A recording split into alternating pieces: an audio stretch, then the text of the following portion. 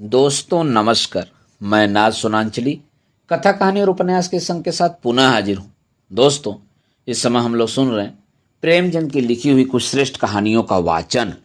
इस कड़ी में आज लीजिए सुनिए प्रेमचंद की लिखी हुई एक और बहुत प्रसिद्ध कहानी ईश्वरीय न्याय का वाचन मेरे अर्थात नाथ सोनांचली के स्वर में।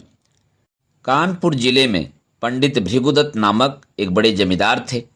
मुंशी सत्यनारायण उनके करिंदा थे। वह बड़े स्वामी भक्त और सच्चरित मनुष्य थे। लाखों रुपए की तहसील और हजारों मन अनाज का लेन देन उनके हाथ में था, पर कभी उनकी नीयत डावाडोल न होती। इनके सुप्रबंध से रियासत दिनों दिन उन्नति करती जाती थी। ऐसे कर्तव्यपरायण सेवक का जितना सम्मान होना चाहिए उससे अधिक ही होता था। दुख सुख के प्रत्येक अवसर पर पंडित जी उनके साथ बड़ी उदारता से पेश आते। धीरे धीरे मुंशी जी का विश्वास इतना बढ़ा कि पंडित जी ने हिसाब किताब का समझना भी छोड़ दिया। संभव है उनसे आजीवन इस तरह निभ जाती, पर भावी प्रबल है। प्रयाग में कुंभ लगा तो पंडित जी भी स्नान करने गए। वहां से लौटकर फिर वे घर न आए। मालूम नहीं किसी गड्ढे में फिसल पड़े या कोई जल जंतु उन्हें खींच ले गया। उनका फिर कुछ पता ही न चला। अब मुंशी सत्यनारायण के अधिकार और भी बढ़े। एक हतभाग्नि विधवा और दो छोटे छोटे बच्चों के सिवाय पंडित जी के घर में कोई और न था। अंत्येष्टि क्रिया से निवृत्त होकर एक दिन शोकातुर पंडिताइन ने उन्हें बुलाया और रोकर कहा, लाला, पंडित जी हमें मझधार में छोड़कर सुरपुर को सिधार गए। अब यह नैया तुम ही पार लगाओगे तो लग सकती है। यह सब खेती तुम्हारी लगाई हुई है, इसे तुम्हारे ही ऊपर छोड़ती हूँ। ये तुम्हारे बच्चे हैं, इन्हें अपनाओ। जब तक मालिक जिए तुम्हें अपना भाई समझते रहे। मुझे विश्वास है तुम उसी तरह इस भार को संभाले रहोगे। सत्यनारायण ने रोते हुए जवाब दिया, भाभी, भैया क्या उठ गए, मेरे तो भाग्य ही फूट गए। नहीं तो मुझे आदमी बना देते। मैं उन्हीं का नमक खाकर जिया हूँ और उन्हीं की चाकरी में मरूंगा भी। आप धीरज रखिए, किसी प्रकार की चिंता न करिए। मैं जीते जी आपकी सेवा से मुख न मोड़ूंगा। आप केवल इतना कीजिए कि मैं जिस किसी की शिकायत करूं उसे डांट दीजिएगा, नहीं तो ये लोग सिर पर चढ़ जाएंगे। इस घटना के कई वर्षों तक मुंशी जी ने रियासत को संभाला। वह अपने काम में बड़े कुशल थे। कभी एक कौड़ी का भी बल नहीं पड़ा। सारे जिले में उनका सम्मान होने लगा। लोग पंडित जी को भूल सा गए। दरबारों और कमेटियों में वे सम्मिलित होते। जिले के अधिकारी उन्हीं को जमींदार समझते। अन्य रईसों में भी उनका आदर था। पर मान वृद्धि महंगी वस्तु है और भानुकुंवरी अन्य स्त्रियों के सदृश पैसे को खूब पकड़ती। वह मनुष्य की मनोवृत्तियों से परिचित न थी। पंडित जी हमेशा लाला जी को इनाम इकराम देते रहते थे। वे जानते थे कि ज्ञान के बाद ईमान का दूसरा स्तंभ अपनी सुदशा है। इसके सिवा वे खुद भी कभी कागजों की जांच कर लिया करते थे। नाम मात्र को ही सही, पर इस निगरानी का डर जरूर बना रहता था, क्योंकि ईमान का सबसे बड़ा शत्रु अवसर है। भानुकुंवरी इन बातों को जानती न थी। अतवे अवसर और धनाभाव जैसे प्रबल शत्रुओं के पंजों में पड़कर मुंशी जी का ईमान कैसे बेदाग बचता। कानपुर शहर से मिला हुआ ठीक गंगा के किनारे एक बहुत आबाद और उपजाऊ गांव था। पंडित जी इस गांव को लेकर नदी किनारे पक्का घाट, मंदिर, बाग, मकान आदि बनवाना चाहते थे, पर उनकी यह कामना सफल न हो सकी। संयोग से अब यह गांव बिकने लगा। उसके जमींदार एक ठाकुर साहब थे। किसी फौजदारी के मामले में फंसे हुए थे। मुकदमा लड़ने के लिए रुपए की चाह थी। मुंशी जी ने कचहरी में यह समाचार सुना। चटपट मोल तोल हुआ। दोनों तरफ गरज थी। सौदा पटने में देर न लगी। बैनामा लिखा गया, रजिस्ट्री हुई। रुपए मौजूद न थे, पर शहर में साख थी। एक महाजन के यहाँ से 30,000 रुपये मंगवाए गए और ठाकुर साहब को नजर किए गए। हाँ, कामकाज की आसानी के ख्याल से यह सभी लिखा पढ़ी मुंशी जी ने अपने नाम से की, क्योंकि मालिक के लड़के अभी नाबालिग थे। उनके नाम से लेने में बहुत झंझट होती और विलंब होने से शिकार हाथ से निकल जाता। मुंशी जी बैनामा लिए असीम आनंद में मग्न भानुकुंवरी के पास आए। पर्दा कराया और यह शुभ समाचार सुनाया। भानुकुंवरी ने सजल नेत्रों से उनको धन्यवाद दिया। पंडित जी के नाम पर मंदिर और घाट बनवाने का इरादा पक्का हो गया। मुंशी जी दूसरे ही दिन उस गांव में आए। आसामी नजराने लेकर नए स्वामी के स्वागत को हाजिर हुए। शहर के रईसों की दावत हुई। लोगों ने नावों पर बैठकर गंगा की खूब सैर की। मंदिर आदि बनवाने के लिए आबादी से हटकर रमणी का स्थान चुना गया। यद्यपि इस गांव को अपने नाम लेते समय मुंशी जी के मन में कपट का भाव न था, तथापि 2-4 दिन में ही उसका अंकुर जम गया और धीरे धीरे बढ़ने लगा। मुंशी जी इस गांव के आय व्यय का हिसाब अलग रखते थे और अपने स्वामिनी को उसका ब्यौरा समझाने की जरूरत न समझते थे। भानु कुंवरी इन बातों में दखल देना उचित न समझती थी, पर दूसरे करिंदों से बातें सुन सुनकर उसे शंका होती थी कि कहीं मुंशी जी दगा तो नहीं देते। अपने मन का भाव मुंशी जी से छिपाती थी, इस ख्याल से कि कहीं करिंदों ने उन्हें हानि पहुंचाने के लिए यह षड्यंत्र न रचा हो। इस तरह कई साल गुजर गए। अब उस कपट के अंकुर ने वृक्ष का रूप धारण कर लिया। भानुकुंवरी को मुंशी जी के उस मार्ग के लक्षण दिखाई देने लगे। उधर मुंशी जी के मन ने कानून से नीति पर विजय पाई। उन्होंने अपने मन में फैसला किया कि गांव मेरा है। हाँ, मैं भानुकुंवरी का 30,000 का ऋणी अवश्य हूँ। वे बहुत करेंगी तो अपने रुपए ले लेंगी, और क्या कर सकती हैं। मगर दोनों तरफ यह आग अंदर ही अंदर सुलगती रही। मुंशी जी अस्त्र सज्जित होकर आक्रमण के इंतजार में थे और भानुकुंवरी इसके लिए अवसर ढूंढ रही थी। एक दिन उसने साहस करके मुंशी जी को अंदर बुलाया और कहा, लाला जी, बरगदा के मंदिर का काम कब से लगवाइएगा? उसके लिए 8 साल हो गए। अब काम लग जाए तो अच्छा है। जिंदगी का कौन ठिकाना है, जो काम करना है उसे कर ही डालना चाहिए। इस ढंग से इस विषय को उठाकर भानुकुंवरी ने अपनी चतुराई का अच्छा परिचय दिया। मुंशी जी भी दिल में इसके कायल हो गए। जरा सोचकर बोले, इरादा तो मेरा कई बार हुआ, पर मौके की जमीन नहीं मिलती। गंगा तट की जमीन असामियों के जोत में है और वे किसी तरह छोड़ने पर राजी नहीं। भानुकुंवरी, यह बात तो आज मुझे मालूम हुई। 8 साल हुए इस गांव के विषय में आपने कभी भूल कर भी चर्चा नहीं की। मालूम नहीं कितनी तहसील है, क्या मुनाफा है, कैसा गांव है, कुछ सिर होती है या नहीं। जो कुछ करते हैं आप ही करते हैं और करेंगे भी, पर मुझे भी तो मालूम होना चाहिए। मुंशी जी संभल उठे। उन्हें मालूम हो गया कि इस चतुर स्त्री से बाजी ले जाना मुश्किल है। गांव लेना ही है तो अब क्या डर। खोलकर बोले, आपको इससे कोई सरोकार न था, इसलिए मैंने व्यर्थ कष्ट देना मुनासिब न समझा। भानुकुंवरी के हृदय में कुठार सा लगा। पर्दे से निकल आई और मुंशी जी की तरफ तेज आंखों से देखकर बोली, आप क्या कहते हैं? आपने गांव मेरे लिए लिया था या अपने लिए? रुपए मैंने दिए थे या आपने? उस पर जो खर्च पड़ा वह मेरा था या आपका? मेरी समझ में नहीं आता कि आप कैसी बातें करते हैं। मुंशी जी ने सावधानी से जवाब दिया, यह तो आप जानती हैं कि गांव हमारे नाम से तय हुआ है। रुपया जरूर आपका लगा, पर मैं उसका देनदार हूँ। रहा तहसील वसूल का खर्च, यह सब मैंने अपने पास से दिया है। उसका हिसाब किताब, आय व्यय सब रखता गया हूँ। भानुकुंवरी ने क्रोध से कांपते हुए कहा, इस कपट का फल आपको अवश्य मिलेगा। आप इस निर्दयता से मेरे बच्चों का गला नहीं काट सकते।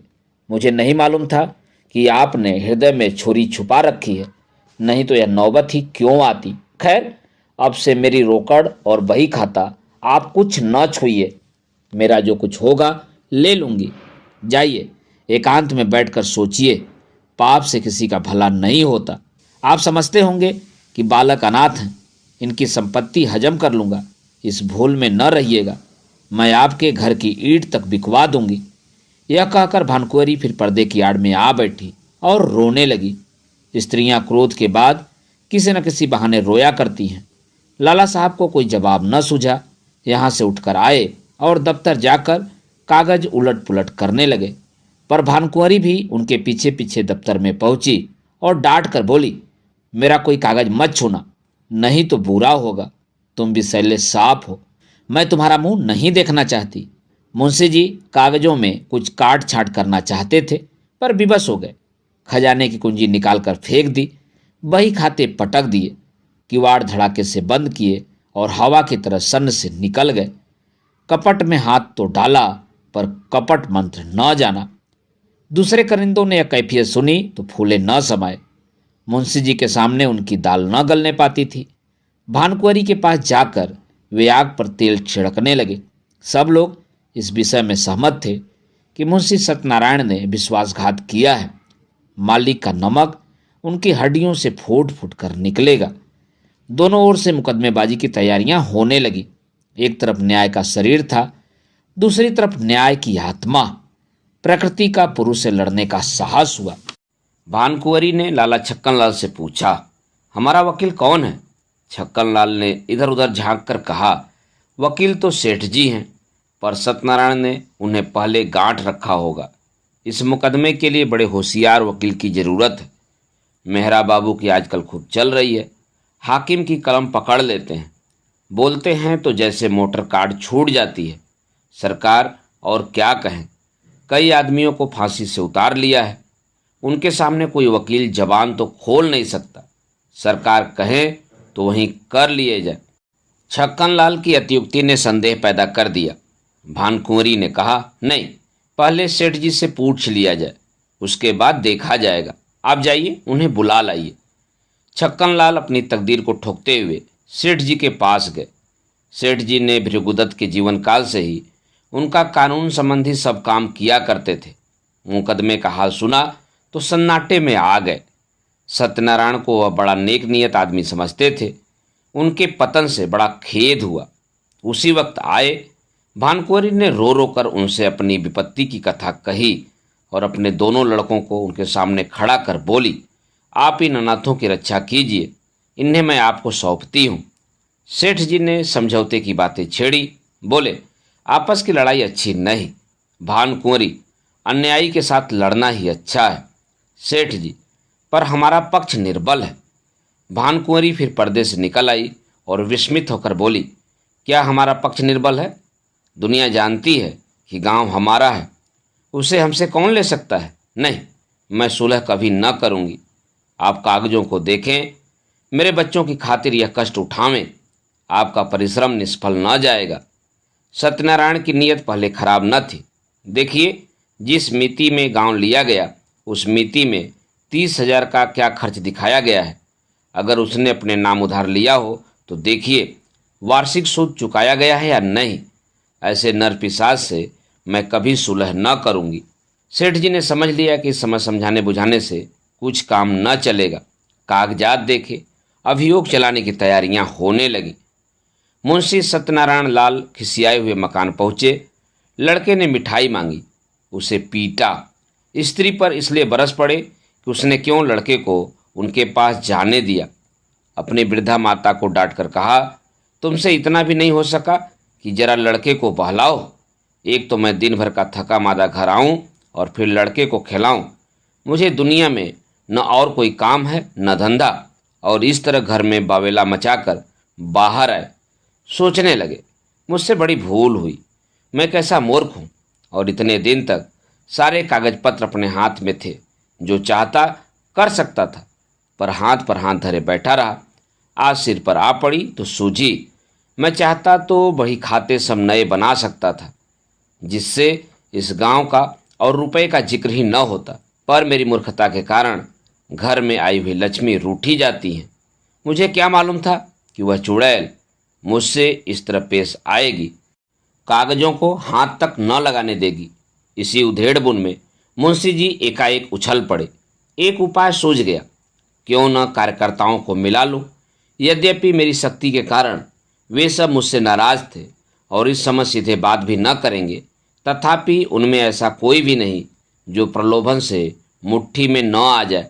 हाँ, इसमें रुपए पानी की तरह बहाना पड़ेगा, पर इतना रुपया आएगा कहाँ से? हाय दुर्भाग्य!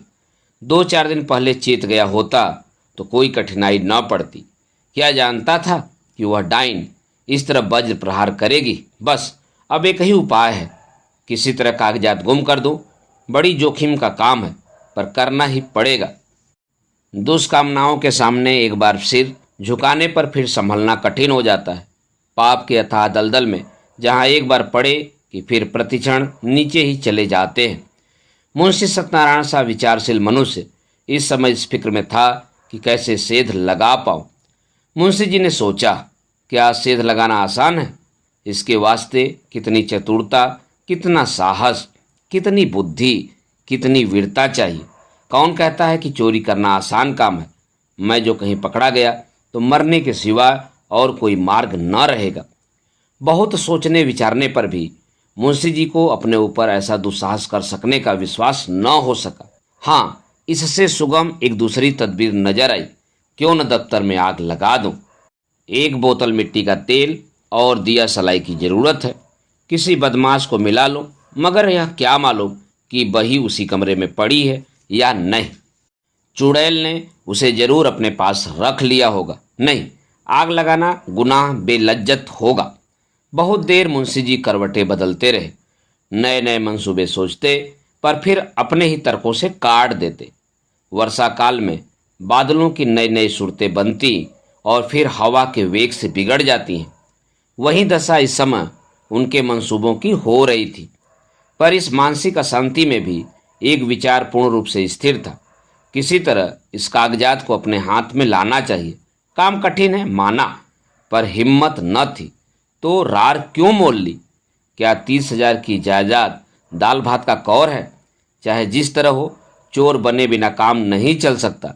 आखिर जो लोग चोरियां करते हैं वे भी तो मनुष्य ही होते हैं। बस एक छलांग का काम है। अगर पार हो गए तो राज करेंगे, गिर पड़े तो जान से हाथ धोएंगे। रात के 10 बज गए। मुंशी सत्यनारायण कुंजियों का एक गुच्छा कमर में दबाए घर से बाहर निकले। द्वार पर थोड़ा सा पुआल रखा हुआ था।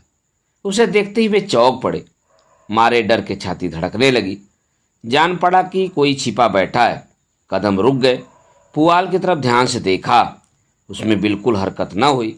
तब हिम्मत बधी, आगे बढ़े और मन को समझाने लगे, मैं कैसा बौखल हूँ।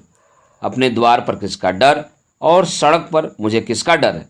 मैं अपनी राह जाता हूँ, मेरी तरफ कोई तिरछी आंख से नहीं देख सकता। हाँ, जब मुझे सिद्ध लगाते देख ले, नहीं पकड़ ले, तब अलबत्ते डरने की बात है। तिस पर भी बचाव की युक्ति निकल सकती है। अकस्मात उन्होंने भानकुंवरी के एक चपरासी को आते देखा। कलेजा धड़क उठा। लपक कर एक अंधेरी गली में घुस गए।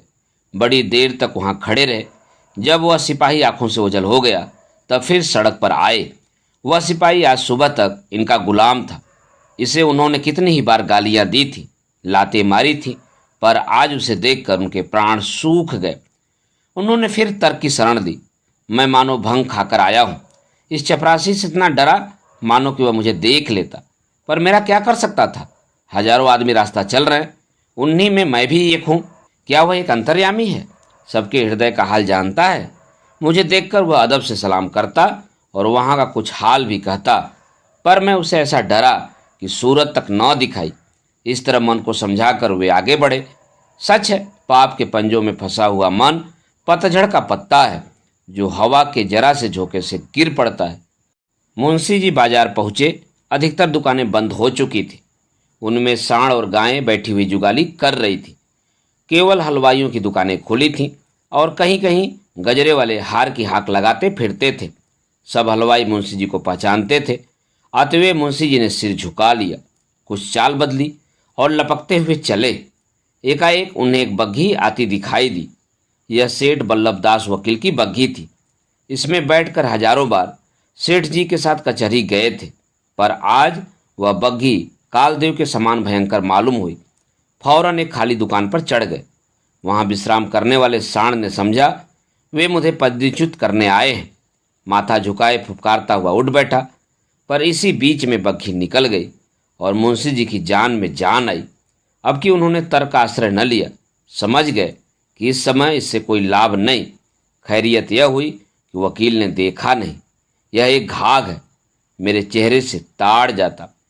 कुछ विद्वानों का कथन है कि मनुष्य की स्वाभाविक प्रवृत्ति पाप की ओर होती है, पर यह कोरा अनुमान ही अनुमान है, अनुभव सिद्ध बात नहीं।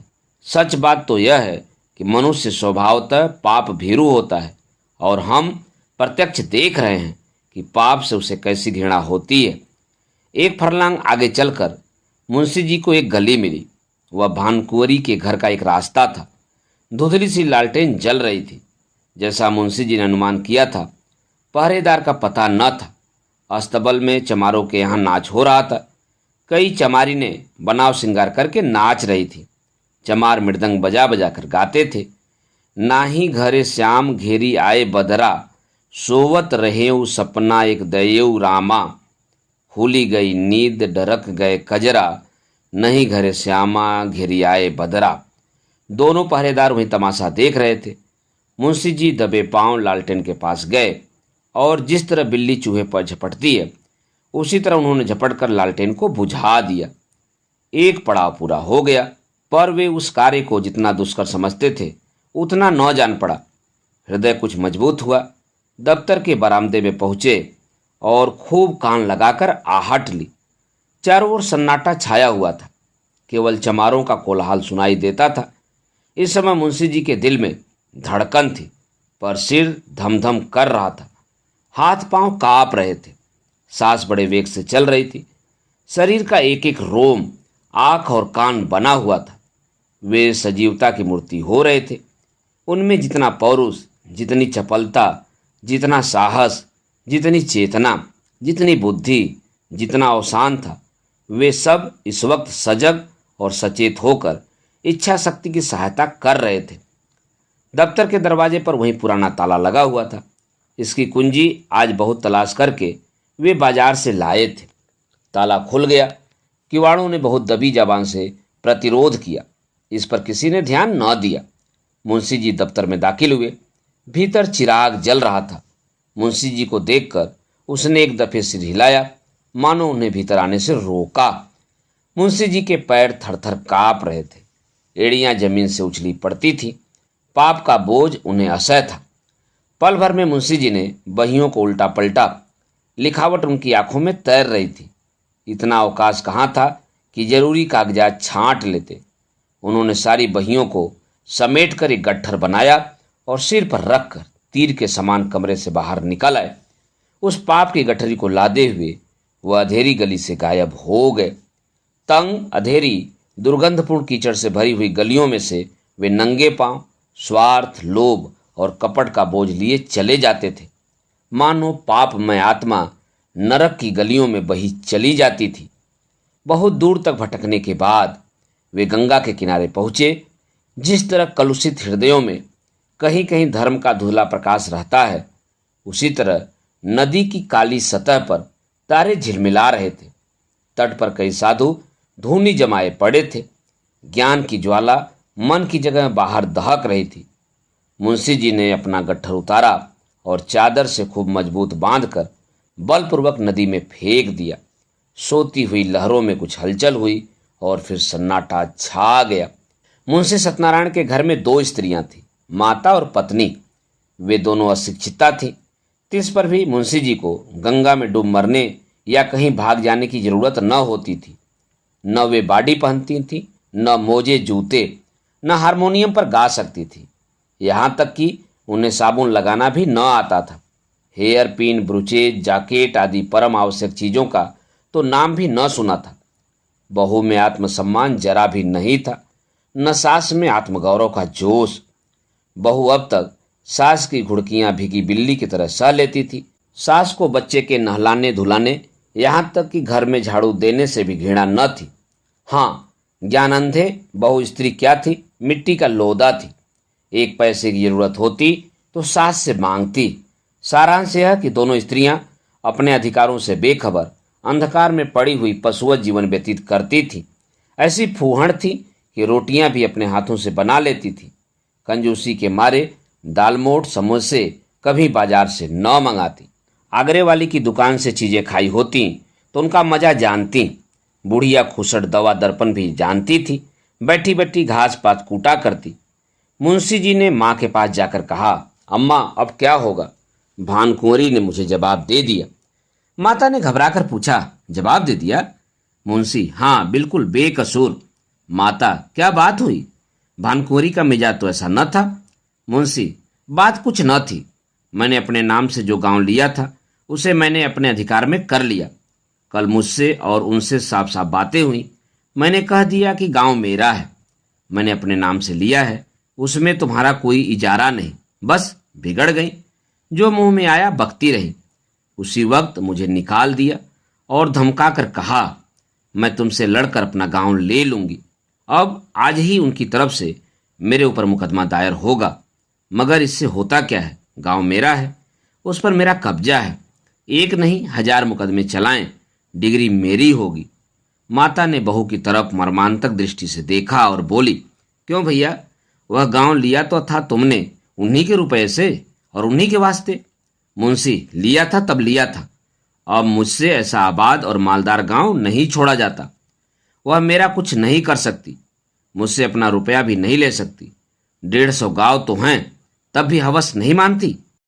माता, बेटा, किसी के पास धन ज्यादा होता है तो क्या उसे वह फेंक देता है? तुमने अपनी नीयत बिगाड़ी, यह अच्छा काम नहीं किया। दुनिया तुम्हें क्या कहेगी, और दुनिया चाहे जो कहे, तुमको भला ऐसा चाहिए कि जिसकी गोद में इतने दिन पले, जिसका इतने दिनों तक नमक खाया, अब उसी से धक्का करो। नारायण ने तुम्हें क्या नहीं दिया? मजे से खाते हो, पहनते हो, घर में नारायण का दिया 4 पैसा है, बाल बच्चे हैं, और क्या चाहिए? मेरा कहना मानो, इस कलंक का टीका अपने माथे न लगाओ। यह अबजस मत लो। बरकत अपनी कमाई में होती है, हराम की कौड़ी कभी नहीं फलती। मुंशी, ऐसी बातें बहुत सुन चुका हूं। दुनिया उन पर चलने लगे तो सारे काम बंद हो जाएं। मैंने इतने दिनों उनकी सेवा की, मेरी ही बदौलत ऐसे ऐसे 4-5 गांव और बढ़ गए। जब तक पंडित जी थे, मेरी नीयत का मान था, मुझे आंख में धूल डालने की जरूरत न थी। वे आप ही मेरी खातिर कर दिया करते थे। उन्हें मरे 8 साल हो गए, मगर मुसम्मात के एक बीड़े पान की कसम खाता हूं, मेरी जात से उनको हजारों रुपए की मासिक की बचत होती थी। क्या उनको इतनी भी समझ न थी कि यह बेचारा जो इतनी ईमानदारी से मेरा काम करता है, इस नफे में कुछ उसे भी मिलना चाहिए? यह कह कर दो ना, इनाम कह कर दो, किसी तरह तो दो। मगर वे समझती थी कि मैंने इसे 20 रुपए महीने पर मोल ले लिया है। मैंने 8 साल तक सब्र किया, अब क्या इसी 20 रुपए में गुलामी करता रहूं और अपने बच्चों को दूसरों का मुंह ताकने के लिए छोड़ जाऊं? अब मुझे यह अवसर मिला है, इसे क्यों छोड़ूं? जमींदारी की लालसा लिए हुए क्यों मरूं? जब तक जीऊंगा खुद खाऊंगा, मेरे पीछे मेरे बच्चे चैन उड़ाएंगे। माता की आंखों में आंसू भर आए, बोली, बेटा, मैंने तुम्हारे मुंह से ऐसी बातें कभी नहीं सुनी थी। तुम्हें क्या हो गया है? तुम्हारे आगे बाल बच्चे हैं, आग में हाथ न डालो। बहू ने सास की ओर देखकर कहा, हमको ऐसा धन न चाहिए, हम अपनी दाल रोटी में मगन हैं। मुंशी, अच्छी बात है, तुम लोग रोटी दाल खाना, गाढ़ा पहनना, मुझे अब हलवे पूरी की इच्छा है। माता, यह अधर्म मुझसे न देखा जाएगा, मैं गंगा में डूब मरूंगी। पत्नी, तुम्हें यह सब काटा बोना है तो मुझे मायके पहुंचा दो, मैं अपने बच्चों को लेकर इस घर में न रहूंगी। मुंशी ने झुंझलाकर कहा, तुम लोगों की बुद्धि तो भांग खा गई है। लाखों सरकारी नौकर रात दिन दूसरों का गला दबा दबा कर रिश्वतें लेते हैं और चैन करते हैं। न उनके बाल बच्चों को ही कुछ होता है, न उन्हीं को हैजा पकड़ता है। अधर्म उनको क्यों नहीं खा जाता जो मुझी को खा जाएगा?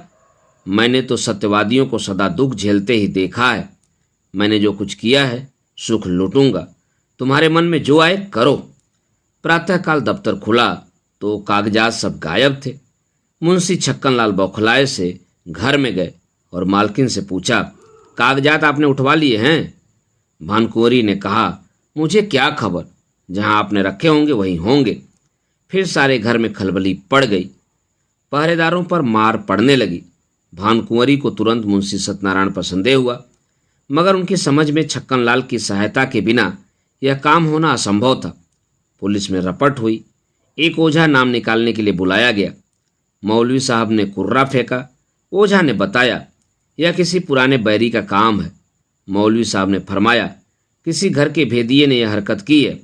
शाम तक यह दौड़ धूप रही, फिर यह सलाह होने लगी कि इन कागजातों के बगैर मुकदमा कैसे चले।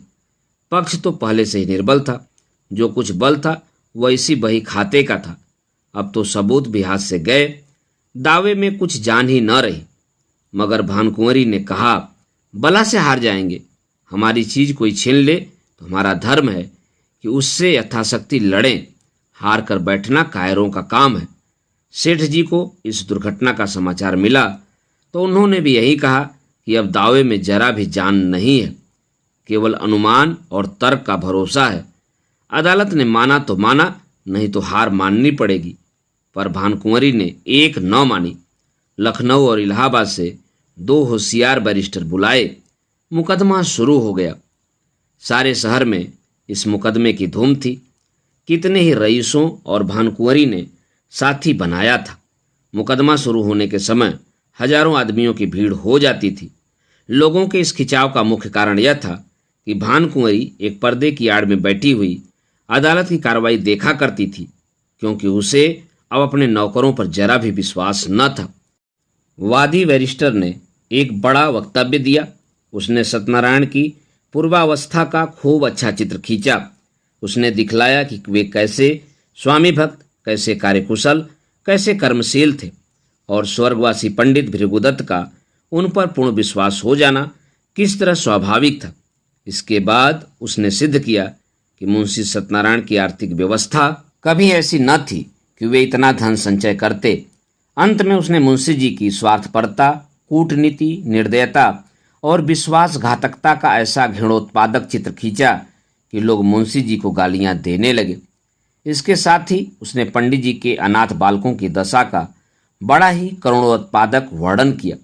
कैसे शोक और लज्जा की बात है कि ऐसा चरित्रवान, ऐसा नीति कुशल मनुष्य इतना गिर जाए कि अपने स्वामी के अनाथ बालकों की गर्दन पर छुरी चलाने में जरा भी संकोच न करे। मानव पतन का ऐसा करुण हृदय विदारक उदाहरण मिलना कठिन है। इस कुटिल कार्य के परिणाम की दृष्टि से इस मनुष्य के पूर्व परिचित सद्गुणों का गौरव लुप्त हो जाता है, क्योंकि वे असली मोती नहीं, नकली कांच के दाने थे, जो केवल विश्वास जमाने के निमित्त दर्शाए गए थे। वह केवल सुंदर जाल था जो एक सरल हृदय और छल द्वंद से दूर रहने वाले रईस को फंसाने के लिए फैलाया गया था। इस नर पशु का अंतःकरण कितना अंधकारमय, कितना कपटपूर्ण, कितना कठोर है, और इसकी दुष्टता कितनी घोर, कितना अपावन है।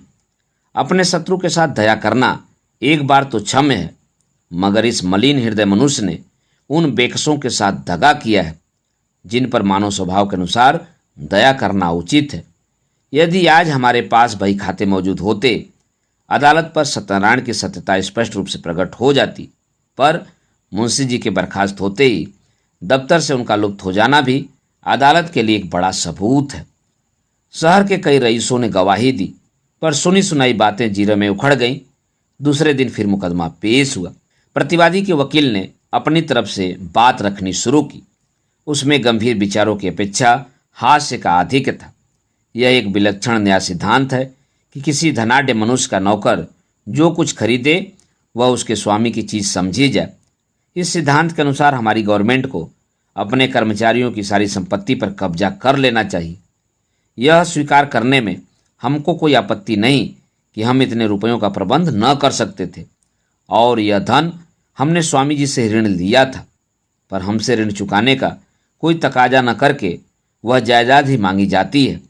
यदि हिसाब के कागजात दिखलाए जाएं तो साफ बता देंगे कि मैं सारा ऋण दे चुका। हमारे मित्र ने कहा है कि ऐसी अवस्था में बहियों का गुम हो जाना भी अदालत के लिए एक सबूत होना चाहिए। मैं भी उनकी युक्ति का समर्थन करता हूँ। यदि मैं आपसे ऋण लेकर अपना विवाह करूं तो क्या आप मुझसे मेरी नवविवाहिता वधू को छीन लेंगे? हमारे सुयोग मित्र ने हमारे ऊपर अनाथों के साथ दगा करने का दोष लगाया है। अगर मुंशी सत्यनारायण की नीयत खराब होती तो उनके लिए सबसे अच्छा अवसर हुआ था जब पंडित भृगुदत्त का स्वर्गवास हुआ था। इतने विलंब की क्या जरूरत थी? यदि आप शेर को फंसाकर उसके बच्चे को उसी वक्त नहीं पकड़ लेते, उसे बढ़ने और सबल होने का अवसर देते हैं, तो मैं आपको बुद्धिमान न कहूँगा। यथार्थ बात यह है कि मुंशी सत्यनारायण ने नमक का जो कुछ हक था वह पूरा कर दिया। 8 वर्ष तक तन मन से स्वामी के संतान की सेवा की। आज उन्हें अपनी साधुता का जो फल मिल रहा है वह बहुत ही दुखजनक और हृदय विदारक है। इसमें भानुकुंवरी का दोष नहीं। वे एक गुण संपन्न महिला हैं, मगर अपनी जाति के अवगुण उनमें भी विद्यमान है। ईमानदार मनुष्य स्वभावतः स्पष्टभाषी होता है। उसे अपनी बातों में नमक मिर्च लगाने की जरूरत नहीं होती।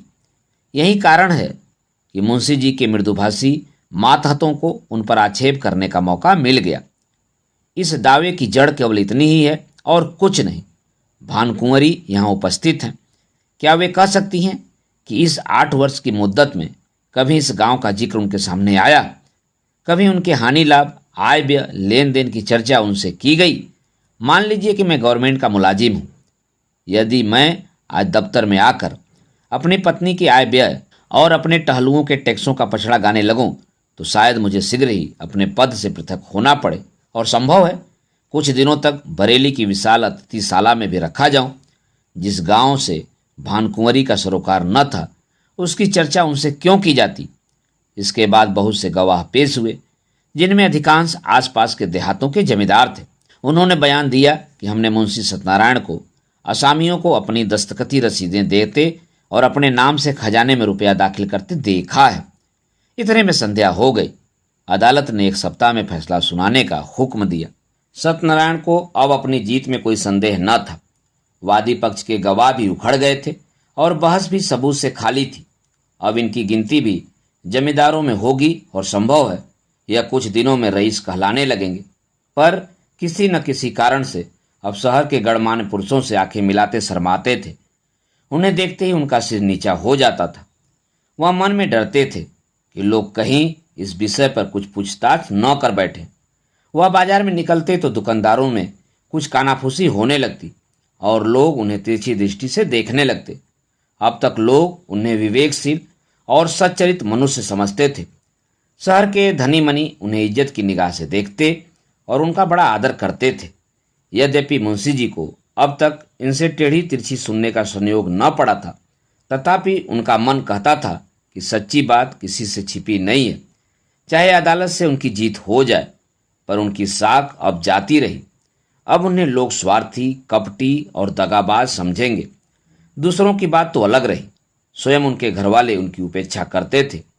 बूढ़ी माता ने 3 दिन से मुंह में पानी नहीं डाला।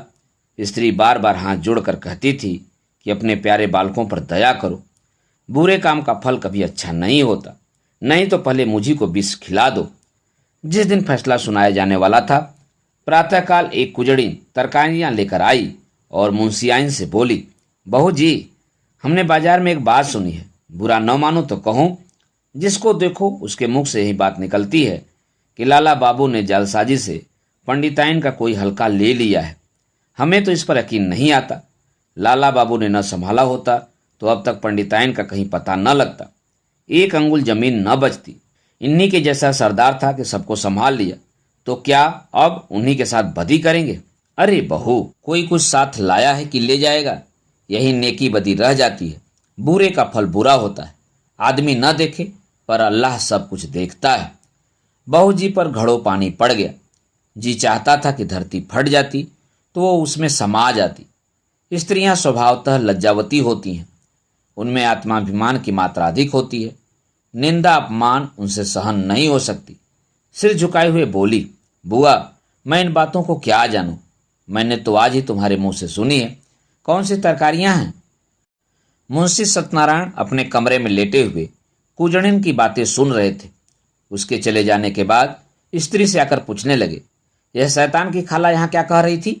स्त्री ने पति की ओर से मुंह फेर लिया और जमीन की ओर ताकते हुए बोली, क्या तुमने सुना नहीं? तुम्हारा गुणगान कर रही थी। तुम्हारे पीछे देखा किस किस के मुंह से यह बातें सुननी पड़ती है और किससे किससे मुंह छुपाना पड़ता है। मुंशी जी अपने कमरे में लौट आए। स्त्री को कुछ उत्तर नहीं दिया। उनकी आत्मा लज्जा से परास्त हो गई।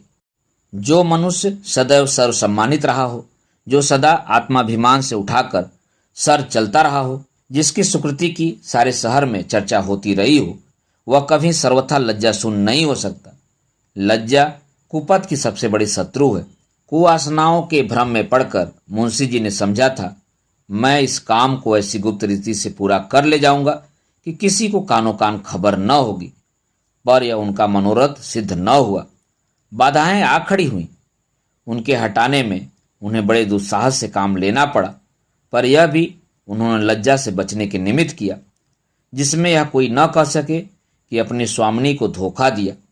इतना यत्न करने पर भी वह निंदा से न बच सके। बाजार का सौदा बेचने वालियां भी उनका अपमान करती हैं। कुवासनाओं से दबी हुई लज्जा शक्ति इस कड़ी चोट को सहन न कर सकी। मुंशी जी सोचने लगे, अब मुझे धन संपत्ति मिल जाएगी, ऐश्वर्यवान हो जाऊंगा, परंतु निंदा से मेरा पीछा न छूटेगा। अदालत का फैसला मुझे लोक निंदा से न बचा सकेगा। ऐश्वर्य का फल क्या है? मान और मर्यादा। उससे हाथ धो बैठा तो ऐश्वर्य को लेकर क्या करूंगा? चित्त की शक्ति खोकर, लोक लज्जा सहकर, जन समुदाय में नीच बनकर और अपने घर में कलह का बीज बोकर यह संपत्ति मेरे किस काम आएगी? और यदि वास्तव में कोई न्याय शक्ति हो और वह मुझे इस कुकृत्य का दंड दे तो मेरे लिए मुख में कालिख लगाकर निकल जाने के सिवा कोई दूसरा रास्ता न रहेगा। सत्यवादी मनुष्य पर कोई विपत्ति पड़ती है तो लोग उसके साथ सहानुभूति करते हैं। दुष्टों की विपत्ति लोगों के लिए व्यंग की सामग्री बन जाती है। उस अवस्था में ईश्वर अन्यायी ठहराया जाता है, मगर दुष्टों की विपत्ति ईश्वर के न्याय को सिद्ध करती है। परमात्मा, इस दुर्दशा से किसी तरह मेरा उद्धार करो। क्यों न जाकर मैं भानकुंवरी के पैरों पर गिर पड़ूं और विनय करूं कि यह मुकदमा उठा लें। शोक, पहले यह बात मुझे क्यों न सूझी? अगर कल तक मैं उनके पास चला गया होता तो बात बन जाती, पर अब क्या हो सकता है? आज तो फैसला सुनाया जाएगा। मुंशी जी देर तक इसी विचार में पड़े रहे, पर कुछ निश्चय न कर सके कि क्या करें। भानकुंवरी को भी विश्वास हो गया कि गांव हाथ से गया। बेचारी हाथ मल कर रह गई। रात भर उसे नींद न आई। रह रहकर मुंशी सत्यनारायण पर क्रोध आता था। हाय पापी, ढोल बजाकर मेरा 50,000 का माल लिए जाता है और मैं कुछ नहीं कर सकती। आजकल के न्याय करने वाले बिल्कुल आंख के अंधे हैं। जिस बात को सारी दुनिया जानती है उसमें भी उनकी दृष्टि नहीं पहुंचती। बस दूसरों की आंखों से देखते हैं। कोरे कागजों के गुलाम हैं। न्याय वह है जो दूध का दूध, पानी का पानी कर दे। यह नहीं कि खुद ही कागजों के धोखे में आ जाए, खुद ही पाखंडियों के जाल में फंस जाए। इसी से तो ऐसे छली कपटी, दगाबाज और दुरात्माओं का साहस बढ़ गया है। खैर, गांव जाता है तो जाए, लेकिन सत्यनारायण, तुम शहर में कहीं मुंह दिखाने के लायक भी न रहोगे। इस ख्याल से भानकुंवरी को कुछ शांति हुई। शत्रु की हानि मनुष्य को अपने लाभ से भी अधिक प्रिय होती है। मानव स्वभाव ही कुछ ऐसा है। तुम हमारा एक गांव ले गए, नारायण चाहेंगे तो तुम भी इससे सुख न पाओगे। तुम आप ही नरक की आग में जलोगे। तुम्हारे घर में कोई दिया जलाने वाला न रह जाएगा। फैसले का दिन आ गया। आज इजलास में बड़ी भीड़ थी। ऐसे ऐसे महानुभाव उपस्थित थे जो बगुलों की तरह अफसरों की बधाई और विदाई के अवसरों में ही नजर आया करते थे। वकीलों और मुख्तारों की पलटन भी जमा थी। नियत समय पर जज साहब ने इजलास सुशोभित किया। विस्तृत न्याय भवन में सन्नाटा छा गया। अहलमद ने संदूक से तजवीज निकाली। लोग उत्सुक होकर एक एक कदम और आगे खिसक गए। जज ने फैसला सुनाया। मुद्दई का दावा खारिज। दोनों पक्ष अपना अपना खर्च सह लें। यद्यपि फैसला लोगों के अनुमान के अनुसार ही था, तथापि जज के मुंह से उसे सुनकर लोगों में हलचल सी मच गई। उदासीन भाव से फैसले पर आलोचनाएं करते हुए लोग धीरे धीरे कमरे से निकलने लगे। एकाएक भानकुंवरी घूंघट निकाले इजलास पर आकर खड़ी हो गई। जाने वाले लौट पड़े। जो बाहर निकल गए थे दौड़कर आ गए और कौतूहल पूर्वक भानकुंवरी की तरफ ताकने लगे। भानकुंवरी ने कंपी स्वर में जज से कहा, सरकार, यदि हुक्म दें तो मैं मुंशी जी से कुछ पूछूं। यद्यपि यह बात नियम के विरुद्ध थी, तथापि जज ने दयापूर्वक आज्ञा दे दी। तब भानकुंवरी ने सत्यनारायण की तरफ देखकर कहा, लाला जी, सरकार ने तुम्हारी डिग्री तो कर दी, गांव तुम्हें मुबारक रहे, मगर ईमान आदमी का सब कुछ है। ईमान से कह दो गांव किसका है। हजारों आदमी यह प्रश्न सुनकर कौतूहल से सत्यनारायण की तरफ देखने लगे। मुंशी जी विचार सागर में डूब गए। हृदय में संकल्प और विकल्प में घोर संग्राम होने लगा। हजारों मनुष्यों की आंखें उनकी तरफ जमी हुई थी। यथार्थ बात अब किसी से छिपी न थी। इतने आदमियों के सामने असत्य बात मुंह से न निकल सकी। लज्जा से जबान बंद कर ली। मेरा कहने में काम बनता था, कोई बात न थी, किंतु घोरतम पाप का दंड समाज दे सकता है, उसके मिलने का पूरा भय था। आपका कहने से काम बिगड़ता था। जीती जिताई बाजी हाथ से निकल जाती थी। सर्वोत्कृष्ट काम के लिए समाज से जो इनाम मिल सकता था उसके मिलने की पूरी आशा थी। आशा ने भय को जीत लिया। उन्हें ऐसा प्रतीत हुआ जैसे ईश्वर ने मुझे अपना मुख उज्जवल करने का यह अंतिम अवसर दिया है। मैं अब भी मानव सम्मान का पात्र बन सकता हूँ, अब अपनी आत्मा की रक्षा कर सकता हूँ। उन्होंने आगे बढ़कर भानकुंवरी को प्रणाम किया और कांपते हुए स्वर में बोले, आपका। हजारों मनुष्यों के मुख से एक गगन स्पर्शी ध्वनि निकली, सत्य की जय। जज ने खड़े होकर कहा, यह कानून का न्याय नहीं, ईश्वरीय न्याय है। इसे कथा न समझिएगा, यह एक सच्ची घटना है। भानकुंवरी और सत्यनारायण अब भी जीवित है। मुंशी जी के इस नैतिक साहस पर लोग मुग्ध हो गए। मानवीय न्याय पर ईश्वरीय न्याय ने जो विलक्षण विजय पाई, उसकी चर्चा शहर भर में महीनों होती रही। भानकुंवरी मुंशी जी के घर गईं, उन्हें मनाकर लाईं, फिर अपना सारा कारोबार उन्हें सौंपा और कुछ दिनों उपरांत उस गांव को उन्हीं के नाम हिब्बा कर दिया। मुंशी जी ने भी उसे अपने अधिकार में रखना उचित न समझा, पुनः अर्पण कर दिया। अब इसकी आमदनी दिन दुखियों और विद्यार्थियों की सहायता में खर्च होती है। दोस्तों, अभी आप सुन रहे थे प्रेमचंद की लिखी हुई एक बहुत ही बेहतरीन कहानी ईश्वरीय न्याय का वाचन मेरे अर्थात ना सुनांचली के स्वर में। दोस्तों, यह कहानी कैसी लगी, अपनी प्रतिक्रिया कमेंट बॉक्स में अवश्य दीजिएगा। दोस्तों, और भी किस्से कहानी और उपन्यास सुनने के लिए मेरे साथ कथा कहानी और उपन्यास के साथ जुड़े रहिए। धन्यवाद। नमस्कार।